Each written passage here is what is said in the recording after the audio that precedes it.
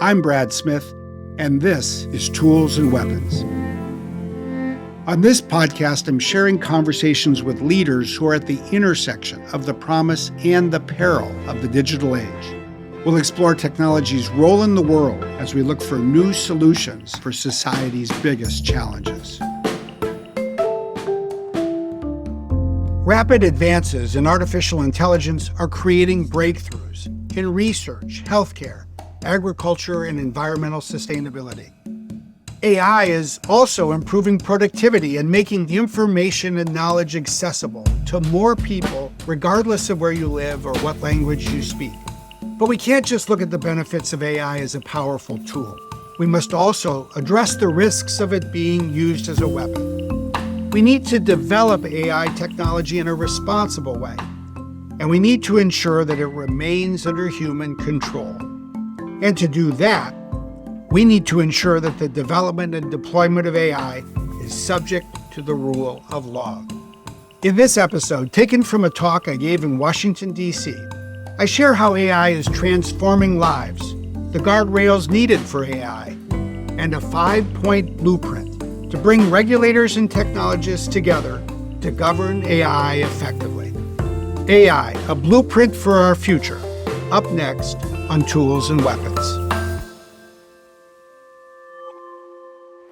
Thank you so much. We have such a wonderful group of people here today.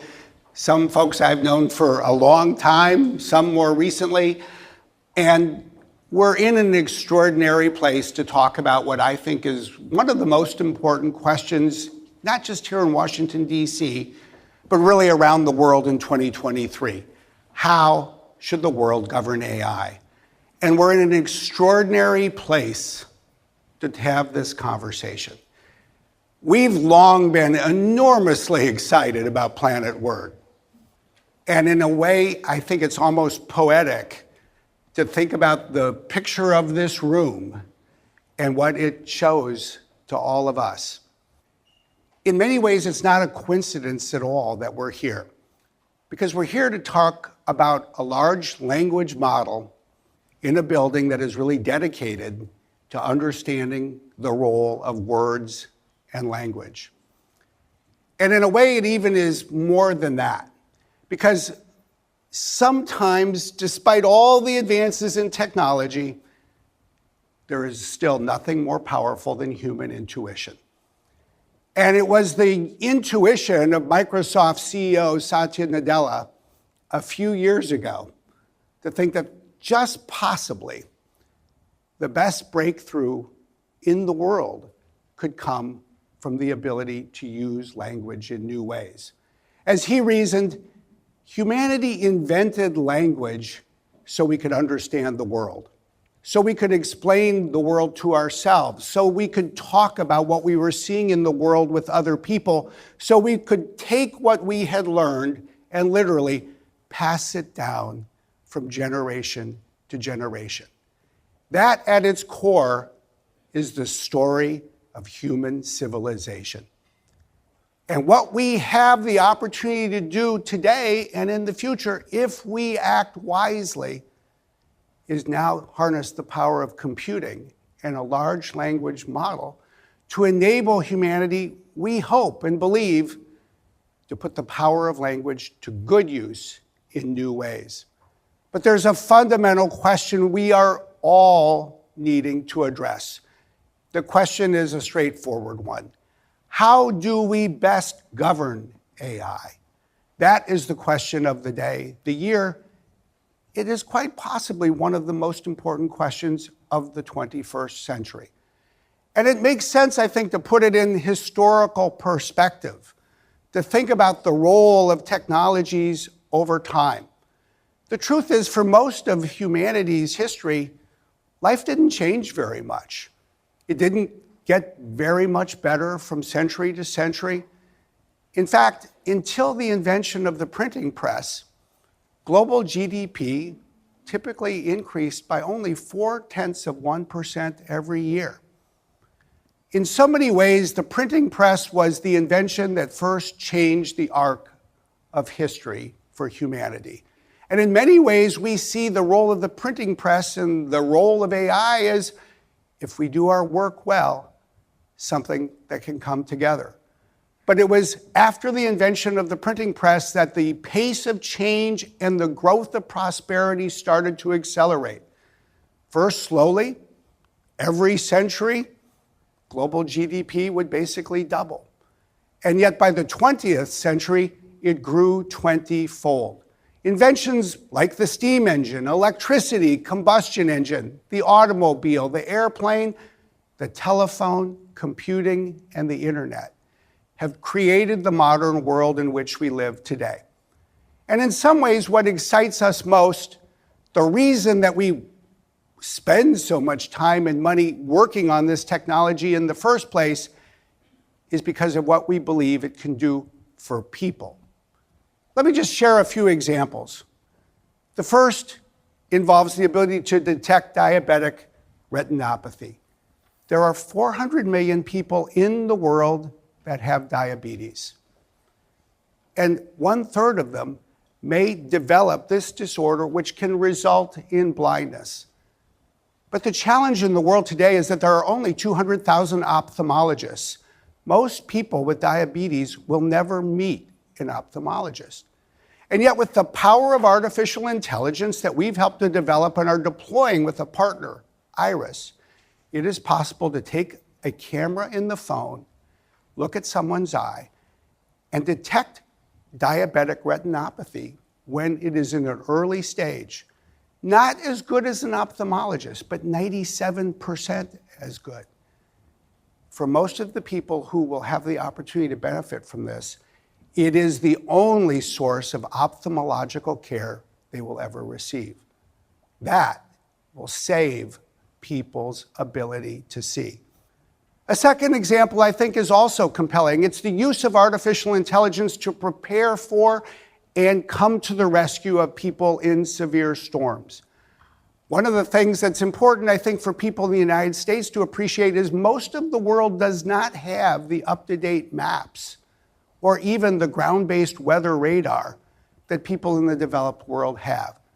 And yet what we're finding is with the use of satellites and AI, it is possible on a global basis to better predict where severe storms are going to hit land.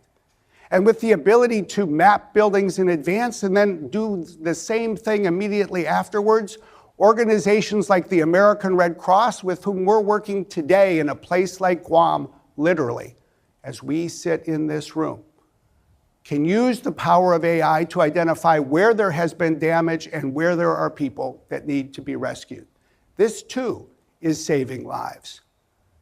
And we're putting the same approach with artificial intelligence to work in a third location, in Ukraine, every single day. Early on in the war, we at Microsoft were engaged not only in protecting Ukraine from cyber attacks, but documenting war crimes. We were able to work with a company called Planet with its satellite imagery and use AI in real time to map every school, every hospital, every water tower, and know every day whether the Russians were attacking them. And in fact, we've documented in real time damage to more than 3,000 schools, and we provide this information to the Secretary General of the United Nations so they have a source of information to address and seek to hold accountable the individuals who are committing war crimes. But it's not just issues of war and peace, life or death, the ability to see or lose one's vision that we're talking about. There's a lot of things that we might say are more pedestrian, things that will be part of our everyday life, but I think they can make a difference in a positive way. Imagine an everyday scenario for people in Washington, D.C. You've written a memo on something like the CHIPS Act, and somebody says, can you come present this at a meeting? You say, I wish I could. If only I had a few PowerPoint slides, I'd love to do that. I don't have the time. Well, now you do. Because what I'm showing you is the new Copilot that will be in M365. If you have 29 seconds, AI can help you turn your memo into a PowerPoint presentation. That is what it did in the time that it took me to explain this to you. But the key thing to remember is this is not about putting your work on autopilot. It is not checking your brain at the door when you arrive in the office or get up in the morning. It's about using it to make yourself better. So don't just take the slides that first come to you. It's probably a good idea to read them before you present them. But you can also work with the computer to make it better. In other words, look at that first slide. You don't have to know how the features work. You just have to say, add an image of Congress. After all, it's the Congress that passed this law in the first place. And what it does is finds an image on the internet, pulls it in, and then on the right, lets you choose the picture that will work best. And you might look at other slides and you might do something else as well. You might say, there's a lot of words. That's sort of a boring presentation. So as you see in the next illustration, somebody can go up and say, pick one of these slides and change the way the slide looks. In this case, you would say, make these bullets more concise and add an image of a microprocessor. And so the Copilot goes to work. It looks for the image on the internet. You don't have to go scanning for it yourself. And then it will incorporate it into your slide. It will edit your bullet points. And again, read before you speak. Take a look. Choose the image that works best in your presentation. And suddenly, your life, your day at least, is a little bit smoother than it was before. It reminds me in many ways of what was probably, interestingly enough, the most consequential decision I ever made. I was only 27 years old. It was in 1986, and I got a job offer to work in this building at 1201 Pennsylvania Avenue, just a few blocks away from here, the law firm of Covington and Burling. It was the firm where I wanted to work, but I said, I'm not going to accept this offer unless you will give me this personal computer so I can have it on my desk. And they said, well, why do you want that? I said, because I want to use it to write. And they said, no, you write on a legal pad, and then we have secretaries that have computers, and they'll turn your legal pad and what you write into the printed word. And I said, no, I actually know how that works. But I think I can write faster and write better if I can write myself on a computer. It took a decision by the firm's management committee to let me have a computer, and thankfully, thank you, they said yes. Because I arrived at work in September of 1986, and you know what? I did write faster, and I did write better. And when you look at the future, that is fundamentally what we believe is the future of productivity software, the software we create. With the power of AI and the use of a Copilot, you can create a PowerPoint presentation better. You can act faster. Every day I use Bing, and I find I do research better. There are days when I have a question, I go, I wonder if I should ask people to go, spend some time looking for this. And then I realize, they have better things to do, and I can find the answer most of the time right away. And what I've learned is that the faster you can find an answer to a question, the sooner you can ask another question. And fundamentally, what life turns on is not finding the right answers, but asking the right questions and asking more of them. And what I've described, I believe, is important not just for everyday lives of people like all of us, but the future of much of the world. Because something else is changing that's of enormous consequence for the world. It's demographics. Just as COVID arrived in March of 2020, the working age population of the 38 OECD countries hit its peak. This is the group of people between the ages of 20 and 64. For the rest of this century, the working age population in these countries is going to get smaller. But the people who have retired, the older population won't necessarily shrink at the same rate. Fewer people are going to need to produce more output to support the economy as a whole. That requires more productivity. And we live in a world where productivity gains have been hard to come by. But with the use of AI, there is a new tool at our disposal. Now, despite all of that, I want to say this is not your typical tech person comes to Washington and says, wow, just buy our stuff and the world will be better. We can't afford to look to the future that way. I think we should look at the headlines from the past and learn from them. A decade ago, we were all enthusiastic about the impact of social media. We looked at the Arab Spring and we believed that social media was going to be the greatest tool to advance the future of democracy. And yet just a few years later, we found that this technology had been targeted and was aiming at the health of democracy itself. We're 10 years older. We need to be 10 years wiser. And above all else, we need to take to heart one fundamental principle. We need to be clear-eyed and we need to be responsible as we create this technology. Fundamentally, we need to ask ourselves a question that Carol Ann Brown and I asked in our book that we wrote in 2019. We entitled one chapter, "Don't Ask What Computers Can Do, Ask What They Should Do." That is the conversation of the year and the decade as we look ahead. Now, I feel good about where we are at Microsoft today, and yet I know that we have even more work in our future. But we've been working for 6 years to get ready for this day. We adopted principles. We implemented them in a corporate standard. We're now in version 2 of our responsible AI standard. It sets forth engineering requirements and practices. We've implemented these across the company in training for engineers, in tooling for engineers, in testing for the systems that we create. We've built in an oversight mechanism, just as we have for privacy and cybersecurity and certain other enterprise risks, to monitor the use and development of technology, to report on concerns, to audit the work to ensure that we're in compliance with our own standard. And yet I will be the first to stand here today and say that's not enough.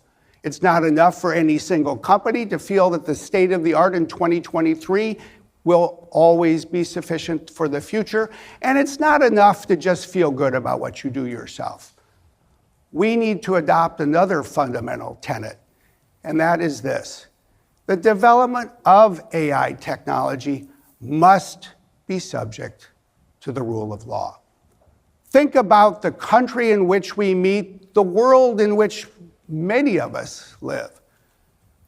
No person should be above the law. No government should be above the law. No company should be above the law. No technology should be above the law. The development of AI must be subject to the rule of law. And that is really what we're focused on today.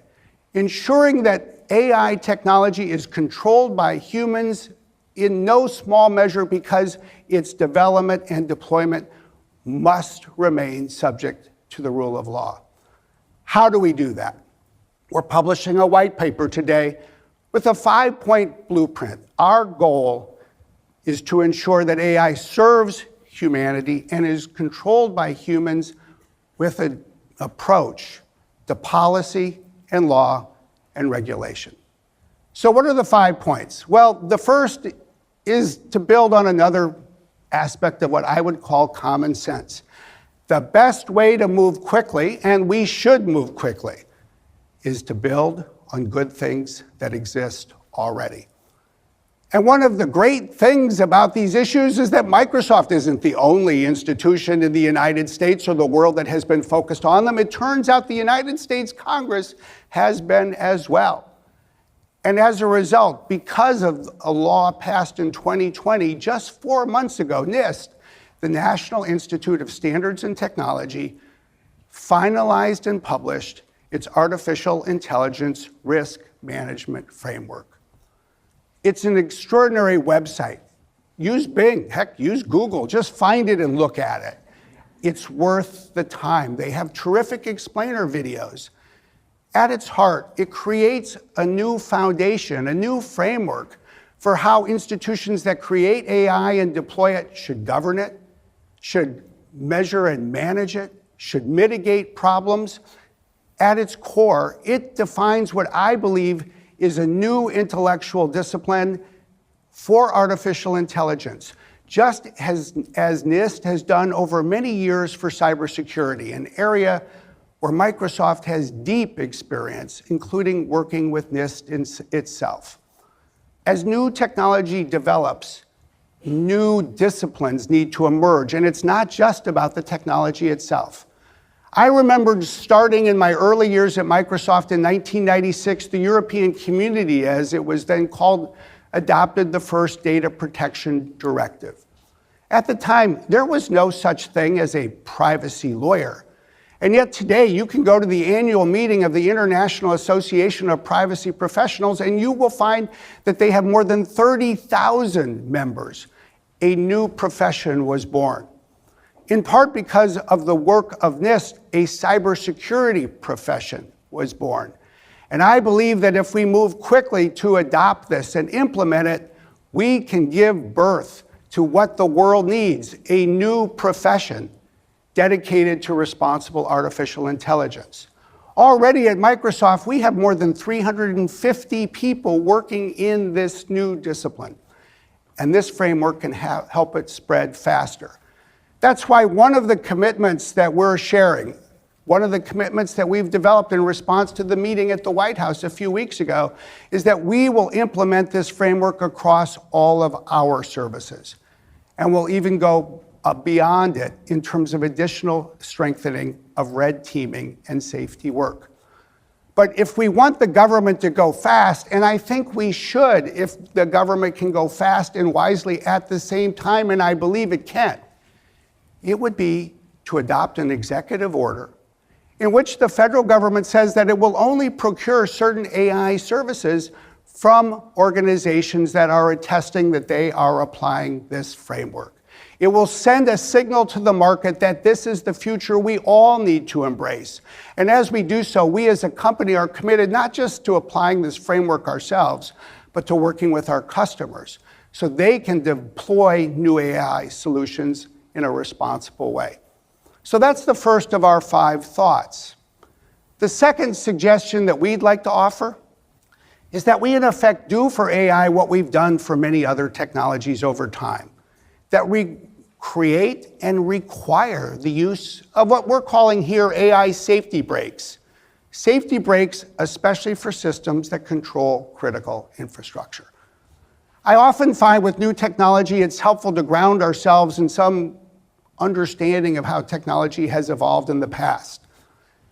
People understandably are often fearful about the dangers that new technology presents. And that is a healthy thing if we embrace it and then act to address it. One person who met this head on was Elijah Otis. He invented the elevator. Think for a moment about the role of the elevator. We couldn't have modern cities without tall buildings. We couldn't have tall buildings without elevators. And yet in the 1850s, people looked and said, "What are you asking us to do? Walk into a metal box so a cable can hoist us into the sky? No, thank you." That seems very dangerous.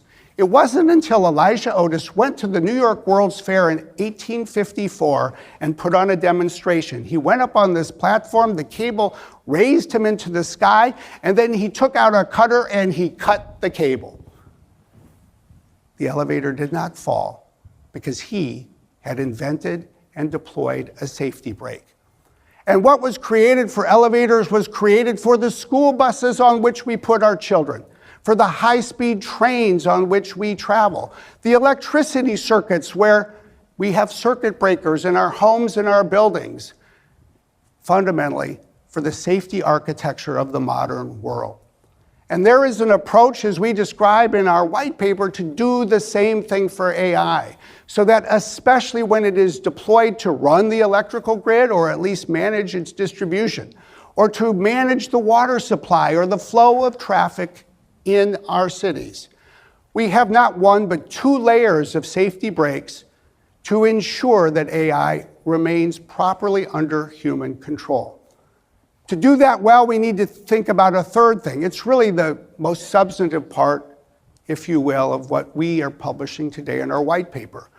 We need to develop a new multi-tiered regulatory framework for highly capable AI models. How do we do that?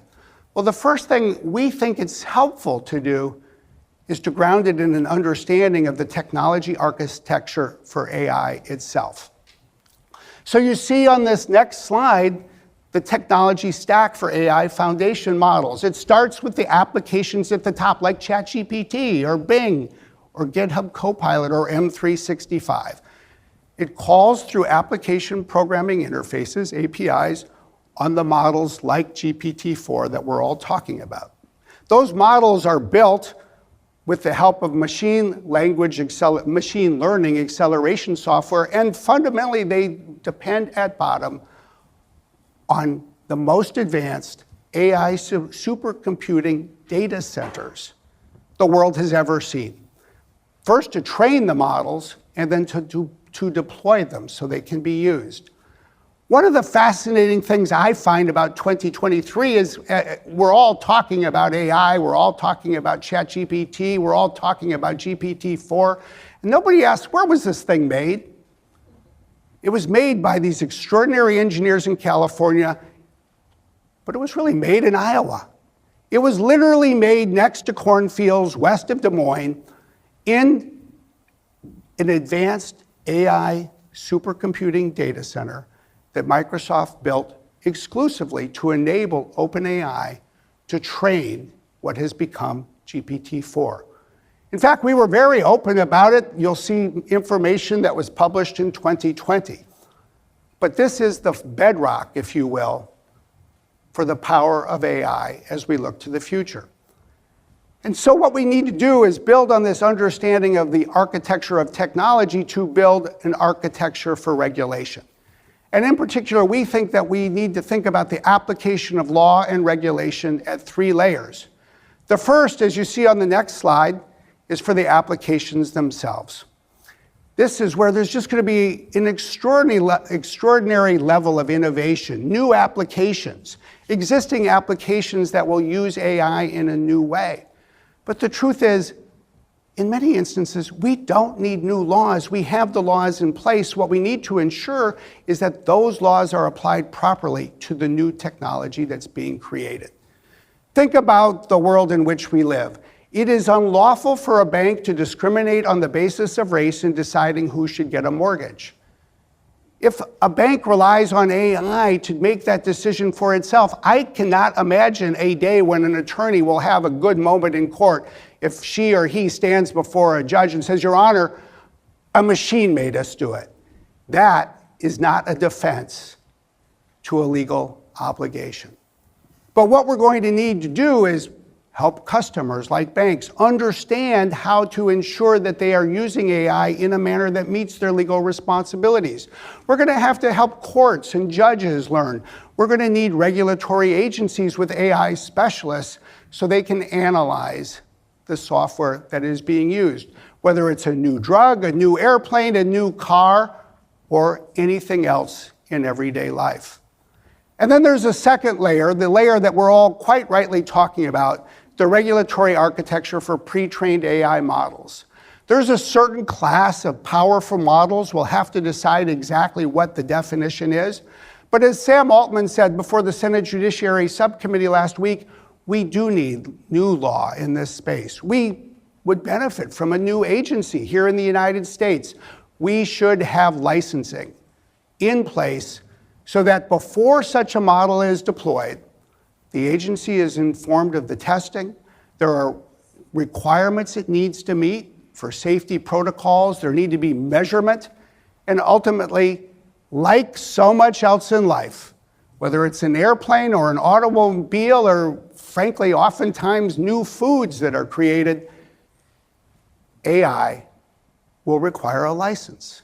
And we need to make sure that licensing can move forward quickly so that we don't slow the pace of innovation, but we can do that and ensure responsible conduct at the same time. And once one has a license, one's obligations don't end. There should be ongoing monitoring and reporting. There needs to be disclosure to the government about issues that arise. And we would say for these most powerful models, they need to be deployed in a safe place. That's why we would say they need to be deployed in a data center that has been authorized and licensed itself for precisely this kind of use. Which brings us to the third layer. For the development of these models, for their deployment, and especially for the running of applications that use AI to control critical infrastructure, we should impose on companies that get a license obligations. Obligations to protect security, physical security, cyber security, national security. We will need a new generation of export controls, at least the evolution of the export controls we have, to ensure that these models are not stolen or not used in ways that would violate the country's export control requirements. And just as the application operator who is running critical infrastructure, say the power company, needs to have the ability to slow the model down or turn it off if something is going awry, there should be a second ability to do the same thing in the data center itself. That is how we will ensure that humanity remains in control of technology. Now, there will be some who will say, okay, now we figured out how you fit into this, Microsoft. The truth is we fit in at every layer. But this isn't just about big companies like Microsoft. That would be, I think, a huge mistake to conclude such a thing.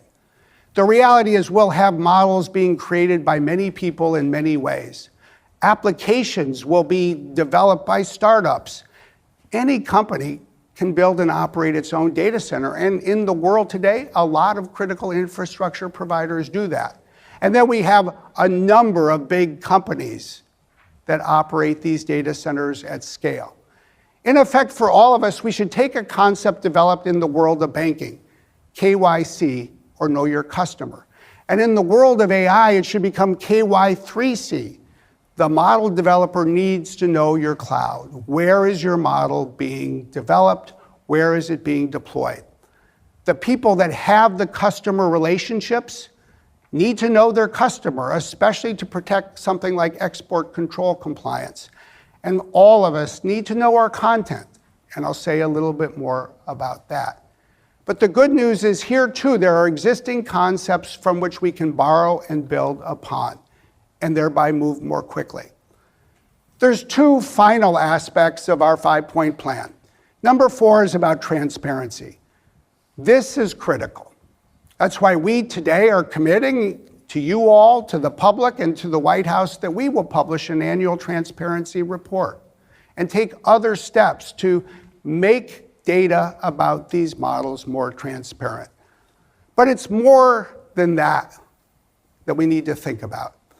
The truth is, the use of AI, the study of AI, can at times be more expensive, require more computational capacity than has often been available to many people in the past. Which is why we as a company want to stand up today and strongly endorse another proposal here in Washington, D.C., to create a national AI research resource. This would need to be funded by Congress. It would create a national computing capacity for the great academics in the nation's colleges and universities who are doing basic research in many fields, including studying AI itself, so that they can stay at the forefront of what we need: American leadership, global advances in science and technology. In fact, we would offer one suggestion to add to the notion of what has been proposed. What we really need is an international AI research resource. There is every opportunity to bring together our like-minded democratic allies and friends so that we all together can invest in and rely upon this kind of resource and make it available as a public asset for the public good. And I might note that for anybody here from Congress this morning, first of all, we're really counting on you to ensure that we're solvent a week from now. But it's just possible that when you do so, there might be a little less money available to spend than people were thinking. This is where necessity meets invention. the world would be a better place, the United States would be a better place, and we'll actually perhaps be able to do more if we do it with others and share the burden of bringing the money and share the benefits that are created by enabling people to work together. And what we do for academics and the public, we need to do in additional ways for the nonprofit sector. That's why we're also committing today that we will continue to build upon an announcement we made last week to bring AI technology in new and less expensive ways to the world's nonprofits. That, too, remains vital. Finally, as we think about transparency for AI-generated content, we're going to have to address the issues around deepfakes. We're going to have to address, in particular, what we worry about most: foreign cyber influence operations. The kinds of activities that are already taking place by the Russian government, the Chinese, the Iranians. We need to take steps so that the public knows when it is getting content that's generated by AI. We need to take steps to protect against the alteration of legitimate content with an intent to deceive or defraud people through the use of AI. Which brings me to my final point. We are going to need new forms of innovation. We're going to need new forms of collaboration. We are going to need new public-private partnerships so that we can use AI as an effective tool to address all of the new challenges and issues that AI itself will be a part of. Some of these are broad societal challenges, things like the future of work and education. In other instances, it will be very specific problems, like the use of AI to deceive others. We're committed to that. You will see us take new steps in the months ahead to use AI to protect democracy, to use AI to provide access to new skills for new jobs, to use AI to address the climate and sustainability needs of this planet. We will do more, and I believe that many across our industry will as well. At the end of the day, whenever we look to a future with new technology that can seem so different, I always find myself looking back and thinking a little bit about what we've learned from the past. There's a saying attributed to Mark Twain that history doesn't necessarily repeat itself, but it often rhymes. To me, there was an extraordinary day, quite possibly the most extraordinary day in the history of the American Republic. It was a sunny afternoon on August the 22nd, 1787, in Philadelphia, Pennsylvania. For those in this room, you'll probably recognize the year and say, that's when our Constitutional Convention, the founders of this Constitution we all have today, were meeting to forge a new document. But that afternoon, they took the afternoon off. They stopped their meetings because almost all of the delegates walked down to the banks of the Delaware River. They did it for a particular reason. There was a self-educated inventor, almost tinkerer, if you will, named John Fitch. And on that day, he had the first working steamboat that the world had ever seen. And for the founders of our Constitution, they immediately saw what this meant. Here was a country that had these rivers that were very hard to go if you had to go against the current. The Delaware, the Hudson, the Ohio, the Mississippi. Here was a solution. If people could harness the power of steam and invent a steamboat, people would be able to navigate rivers in new ways. What is so extraordinary about this day, in my view, is two things that make it even more remarkable.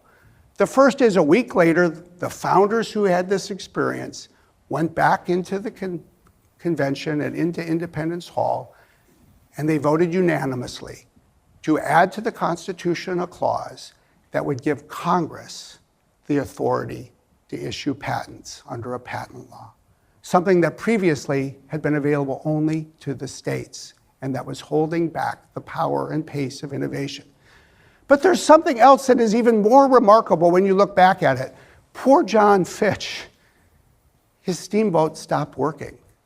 This was before the invention of the scientific method. He was a tinkerer more than a scientist. And once his steam engine broke, he never got it to work again.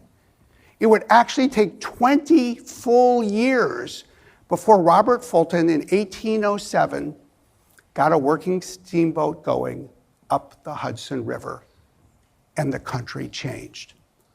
But the framework was in place for the future. And when you think about it, we had legislators at the time, we had judges who became members of courts, we had presidents that were elected, and this was before we had a steamboat. It was before the railroad, it was before electricity, it was before all the inventions that have made our world today what it is. And yet our Constitution has endured. The law has evolved. People have learned how to take the values and principles that we hold timeless and apply it to each generation of new technology. That is what we have done over and over and over again. When I look back and see that, when I look at where technology is going, I will say this. As a country, as a world, we have adapted before. We have gotten the best out of technology. We haven't always been perfect. We've dealt with enormous challenges, and yet the rule of law and a commitment to democracy has kept technology in its proper place. We've done it before. We can do it again. That is what we need to go do. Thank you very much.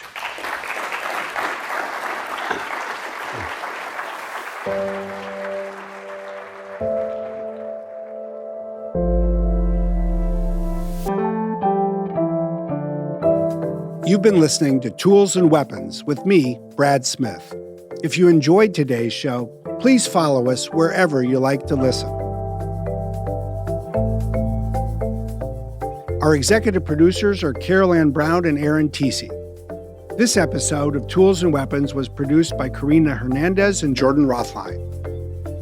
This podcast is edited and mixed by Jenny Cataldo with production support by Sam Kirkpatrick at Run Studios.